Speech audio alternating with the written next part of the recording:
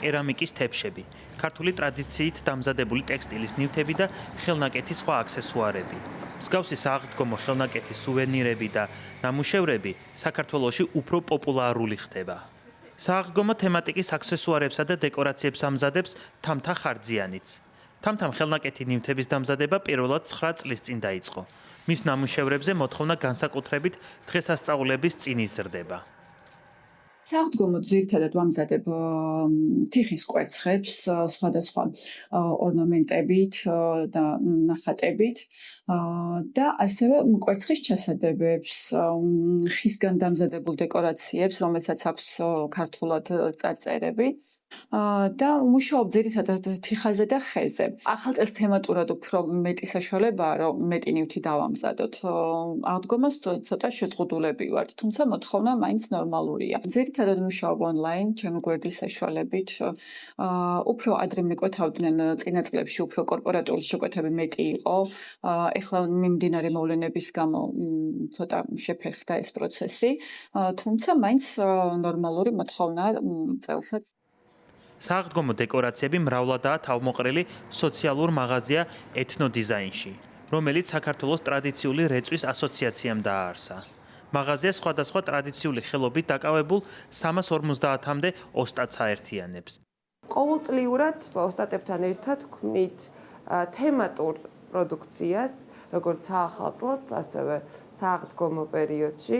ეს ნამუშევრები ჩვენთან ეთნოდიზაინში იყრის თავს, მათ შორის არის როგორც ხის და კერამიკის კვერცხები, ასევე სუფრის გასაწყობი დეკორაციები, მათ შორის არის ხის გობები, რომელიც გამიზნულია იმისთვის, რომ კვერცხები ჩალაგდეს, ან სპეციალური ლანგარი, რომელზეც პასკა შეიძლება რომ დაალაგდეს.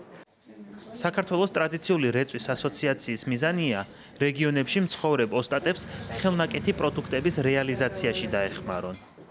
სხვადასხვა საერთაშორისო მხარდაჭერის საშუალებით ყოველ წელს ჩვენ ვატარებთ ხოლმე სააღდგომო გამოფენას სხვადასხვა სავაჭრო ცენტრებში, რაც ერთ-ერთი ყველაზე ეკონომიურად მომგებიანი საქმიანობა იყო ჩვენი ოსტატებისთვის აი ამ 10 წლის განმავლობაში.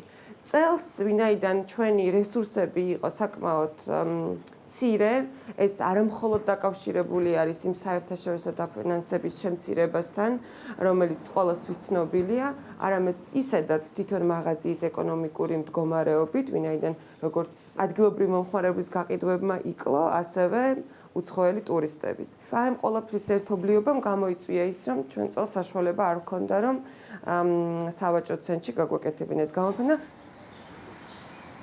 ასოციაციაში ამბობენ, რომ ტრადიციული ქართული მრეწველობის შენარჩუნების მიზნით დღესასწაულებზე მსგავსი გამოფენებისა და ბაზრობების მოწყობა მნიშვნელოვანია.